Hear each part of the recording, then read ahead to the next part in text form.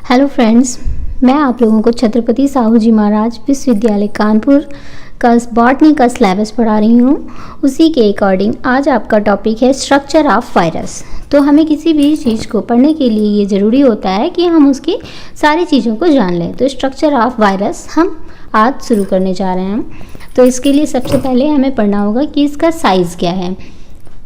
Electron सूक्ष्मदर्शी से अध्ययन करने पर पता चलता है कि सबसे छोटे सूक्ष्मतम विषाणुओं का माप लगभग 10 मिली माइक्रोन होता है, जबकि सबसे बड़े वायरस 300 मिली माइक्रोन तक होते हैं। सामान्यतः प्लांट वायरस एनिमल वायरस से छोटे होते हैं।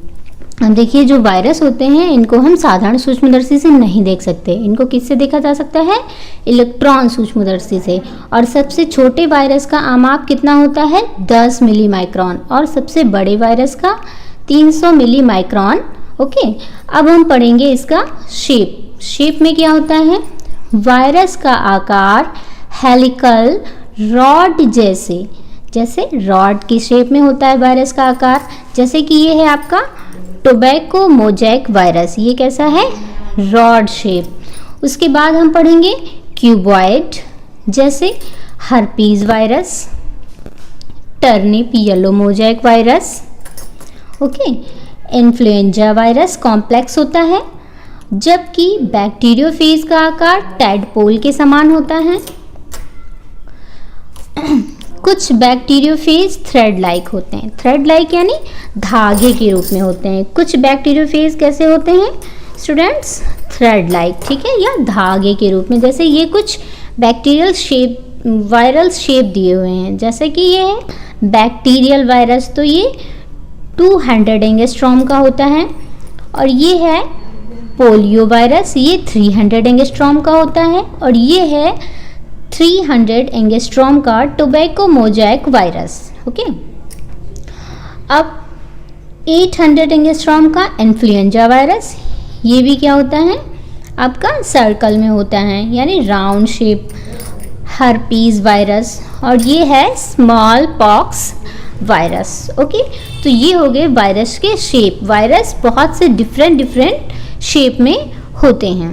ओके, अब हम पढ़ेंगे यहाँ पे केमिकल कंपोजिशन। अब हम पढ़ेंगे केमिकल कंपोजिशन। केमिकल कंपोजिशन यानी किसी भी चीज़ की बनावट कैसी है और वो किन किन चीज़ों से मिलकर बना हुआ है, इसको हम कहते हैं केमिकल कंपोजिशन। अब हम देखते हैं कि वायरस किन किन चीज़ों से मिलकर बना होता है।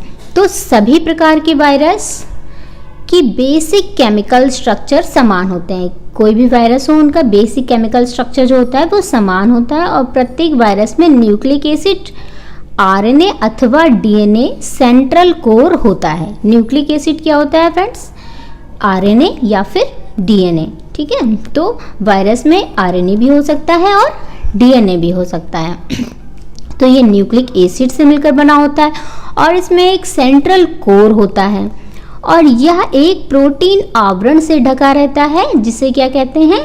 कैप्सिड कहते हैं, ठीक है। प्रोटीन आवरण से ढका रहता है जिसे कैप्सिड कहते हैं। अब हमने आपको बताया कि ये जो वायरस होता है वो न्यूक्लिक एसिड, सेंट्रल कोर और कैप्सिड से मिलकर बना होता है। अब ये न्यूक्लिक एसिड हमने आपको बताया कि आरएनए भी हो सकता है और डीएनए भी हो सकता है।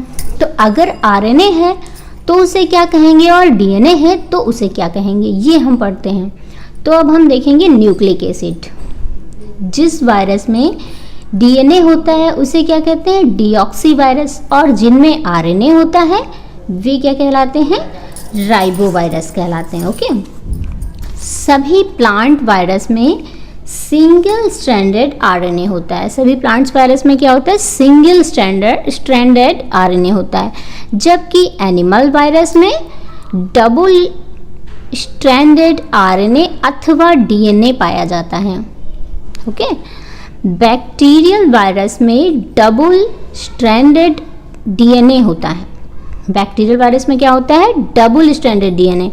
परंतु कभी कभी इनमें सिंगल स्ट्रैंडेड डीएनए अथवा आरएनए भी पाया जाता है। बैक्टीरियल वायरस में क्या होता है? डबल स्ट्रैंडेड डीएनए होता है, लेकिन कभी कभी इनमें सिंगल स्ट्रैंडेड डीएनए अथवा आरएनए भी पाया जाता है। इंसेक्ट वायरस में केवल आरएनए होता है। इंसेक्ट वायरस में क्या होता है? सिर्फ आरएनए। ओके। प्रत्येक वायरस में न्यूक्लिक एसिड का केवल एक अणु होता है। न्यूक्लिक एसिड का कितना अणु होता है? सिर्फ एक, और जो अनेक न्यूक्लियोटाइड से मिलकर बना होता है। अब और प्रत्येक अणु में न्यूक्लियोटाइड की संख्या कितनी होती है? 1000 से 2,50,000 तक। ओके। अब हम पढ़ेंगे प्रोटीन कोड, जिससे कि ये ढका रहता है। प्रोटीन कोड क्या होता है? न्यूक्लिक एसिड एक प्रोटीन कोड से ढका रहता है। ये जो न्यूक्लिक एसिड होता है वो एक प्रोटीन कोड से ढका रहता है, जिसे क्या कहते हैं? कैप्सिड कहते हैं। और ये जो कैप्सिड होता है ये अनेक छोटी छोटी सब यूनिट्स में बटी रहती हैं, जिसे कैप्सोमियर कहते हैं। क्या कहते हैं? कैप्सोमियर। मैमल्स में पाए जाने वाले अनेक वायरस में कैप्सिड के बाहर एक और आवरण होता है, जिसे क्या कहते हैं? एनवलप और लिमिटिंग मेम्ब्रेन कहते हैं। इस प्रकार के वायरस लिपोवायरस कहलाते हैं। ठीक है। मैमल्स में जो वायरस होते हैं उनमें एक और आवरण होता है, जिसे हम एनवलप या फिर लिमिटिंग मेम्ब्रेन कहते हैं। नोट में हम आपको कुछ खास चीज़ें बताएंगे, जिसमें ये होता है कि वायरस के इन्फेक्शन के लिए परपोषी कोशिका में वायरस के न्यूक्लिक एसिड का प्रवेश अति आवश्यक है। ठीक है। इसका क्या मतलब है कि किसी भी, हम कहते हैं कि वायरस का इन्फेक्शन होता है, और वायरस का इन्फेक्शन के लिए सबसे आवश्यक है कि उसमें वायरस के न्यूक्लिक एसिड का प्रवेश अति आवश्यक है। अगर किसी भी कोशिका में, लिविंग सेल में वायरस के न्यूक्लिक एसिड का प्रवेश नहीं होगा तो फिर उसमें वायरस का इन्फेक्शन नहीं होगा। अब ये इसका स्ट्रक्चर देख लीजिए। तो ये रहा central core, nucleic acid containing core. ये न्यूक्लिक एसिड कंटेनिंग होता है। इनर सेल ऑफ कैप्सोमियर, ये इनर सेल ऑफ कैप्सोमियर है। और आउटर इनवलप, ये एनिमल सेल, मैमल्स में जो वायरस होता है उसमें आउटर इनवलप है। ओके। अगर आपको मेरी वीडियो पसंद आई है तो आप मेरी वीडियो को लाइक कर दीजिए और मेरे चैनल को सब्सक्राइब कर लीजिए, जिससे आने वाली वीडियोस की नोटिफिकेशन आपको सबसे पहले मिल सके। Thank you.